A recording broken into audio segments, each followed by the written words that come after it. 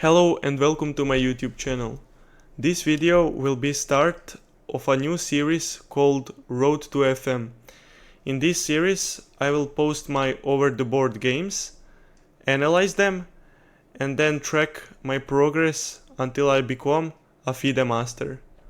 This game was played at Sunday's Club League and my opponent was rated, as you can see, about 1800. Now, going into this game, I wasn't really sure with which one I'm gonna play, so I didn't really do much preparation, and when we got there I realized that I will be playing the same guy that I played few months ago in the same league when it was first round. So yeah, and then the game started with e4. Now I responded with c5, and my opponent played knight to c3.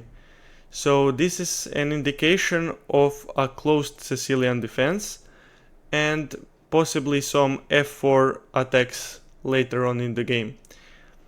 I play g6, trying to develop and get my bishop out.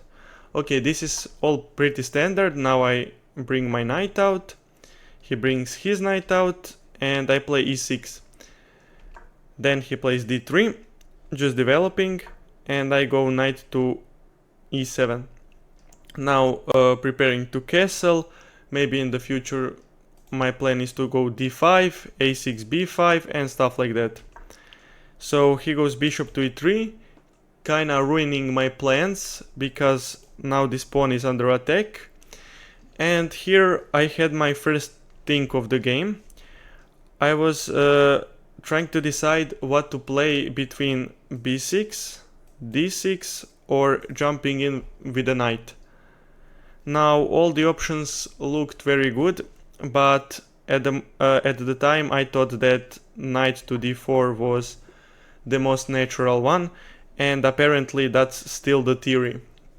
So good thing I played it. Now he made kinda a weird move. As you can see, he played knight to c1. Now, at first, I didn't really understand the move, but it came with a point. In that Sunday's league that I mentioned, we were second at the scoreboard, and the club that we are playing against were the number one seed. And now he was obviously instructed to not trade pieces and to try to go for a win. That's why he played kinda a weird looking move, just to not trade pieces. And now I castle and he castles. I played d6 to protect this c5 pawn in the future, and now he plays f4. As I said in the beginning, this is an indication of trying to attack someone, but I know one idea that will save me, and you will see later, so I'm not scared. I go rook b8, preparing to go b5 and play on the queen side. Now he moves the queen, I play b5, and he moves his knight out of the way. Now this all looks unnatural, but the opening is so passive that he isn't even all that worse after he does this. Okay, now I develop my bishop and he played c3 to kick away the knight. And I go back. And now he starts rotating to the king side and trying to attack me. And here I play this move that is a mistake, knight e5. But I had a point when I played this move. I thought that he wanted to go d4 and claim the big center. So I played knight to a5 to meet his d4 with knight c4, which would be a fork of the queen and the bishop, and that would benefit me greatly. But I missed his idea and he went g4 instead, wanting to attack on the king side. And now I didn't really think much and I immediately respond with f5. Now this is the whole idea of having this setup, is to play f5, and now when he takes with either e pawn or g pawn, I will take with the counter pawn. So If he takes with the g pawn, I will take with the e pawn, and if he takes with the e pawn, I will take with the g pawn, so as to stop his attack. Now he played h3, he didn't wanna really mess with this whole position, and now I go queen to c7, guarding the pawns. Now that's apparently a mistake, but I don't really see why. He went knight to g3, and I played bishop to a8 to open up this rook, so I can play next move b4. He played rook c1, which effectively stops b4, because now if I play b4, he takes, and after I take with a rook, he has queen takes rook.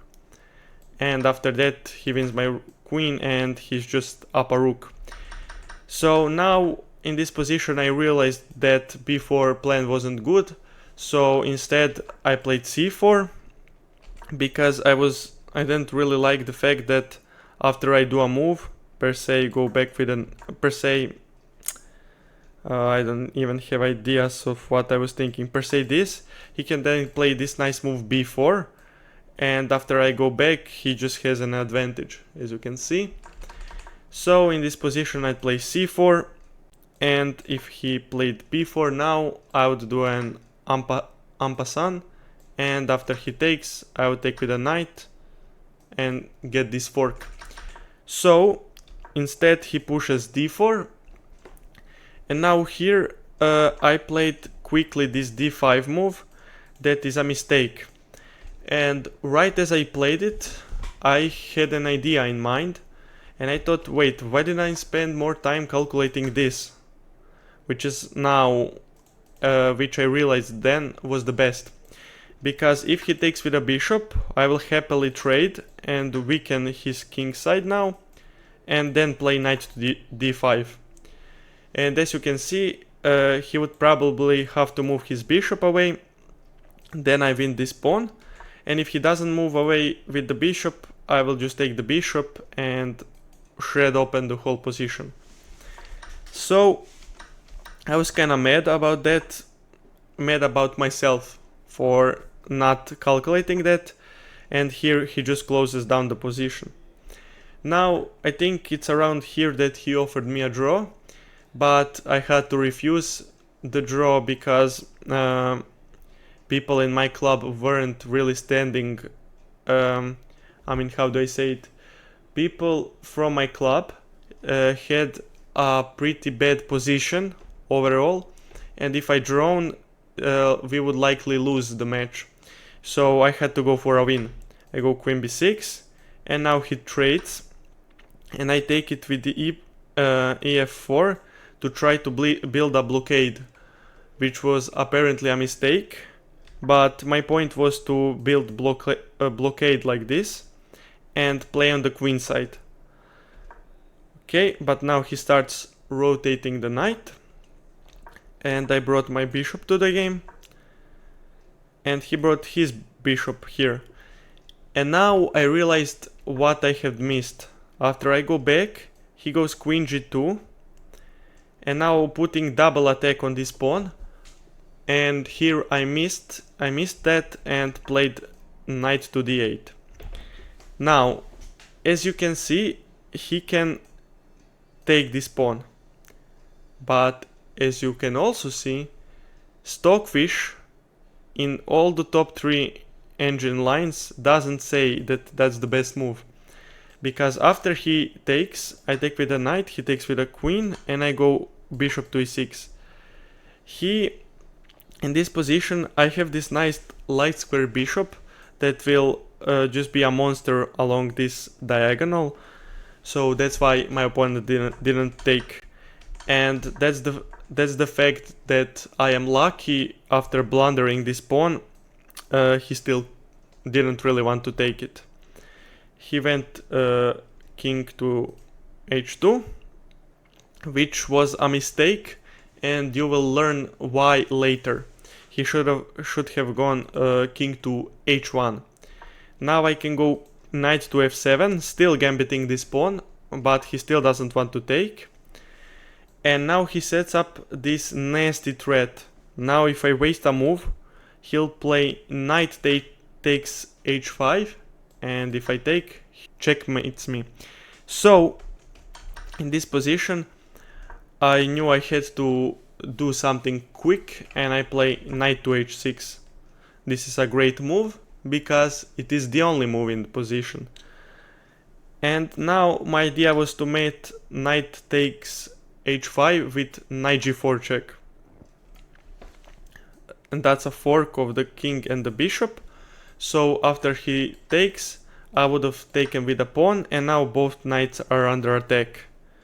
And he would probably take my bishop, I take with the king, and after he jumps in with his knight, I thought this position was holdable, and I was right. This position is around equal, but I also have rook h8, which is kinda annoying for him to deal with.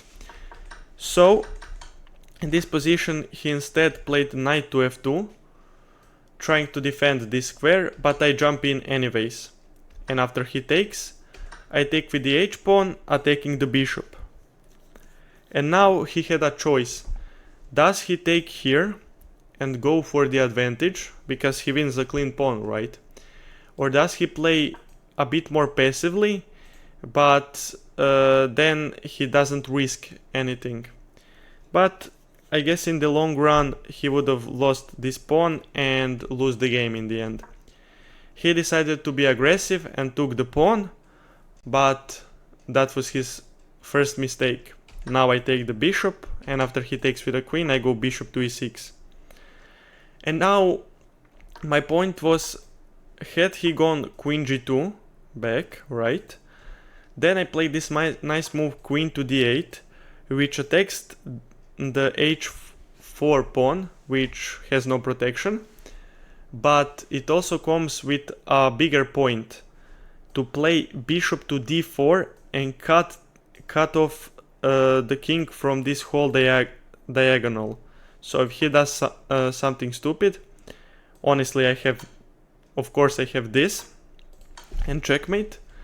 But if he moves his rook to make square for the king, I just go bishop d5, and after the queen moves I take here, and this position is very good for me.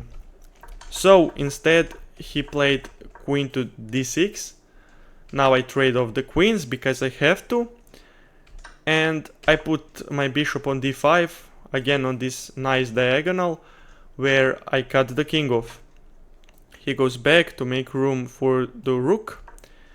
Now I go king to f7, which is a mistake apparently.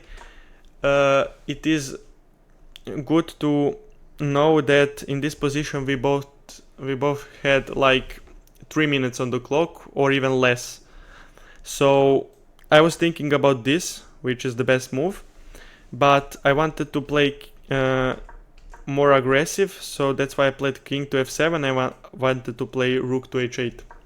He pushes h5 with a threat, with a point that if I take, now he can take on f5, and he is good now. Even though I have these two pawns, he managed to stabilize the position. So instead I played king to e6, which is apparently a miss, because he can check me, but I just took the pawn. And now he was supposed to take here, and apparently he's fine, even though this looks very dangerous. He had here 20 seconds and he played king to g1 to get away from this h-file, but now I take, and after he takes I play bishop to f6 to protect the bishop, and if he doesn't take me I will go to h4. That's why he took, and after I take, now this is just winning for me whatever he does, because my bishop is just so much better than his. As you can see, my bishop is active, cuts off the king, prevents rooks from having the nice play, and his bishop just stares into the pawns. So that's why after this, again he played this with a couple of seconds left on the clock. Now I played this move g3, which creates a barrier around the king. And my point is, I want to go here and here. and this is checkmate. And unfortunately for my opponent, this was unstoppable. So he tried bishop to e1, but I have already calculated that line, and I just slide my rook to the h file, and after he took, I go rook to h1 check, he gets away, but I win the other rook. And it was in this position that my opponent resigned the game. My team went on to win the whole match. We won 3.5 to 2.5, so there will be more games of this Sunday's league. And now I won the game, and my K factor is still 40, so that's good. As you can see from this game, I gained about 18 points of rating. So now my new rating will be 1865 plus 18, that's 1883. Nice. That's the end of this video. See you in the next part. Goodbye.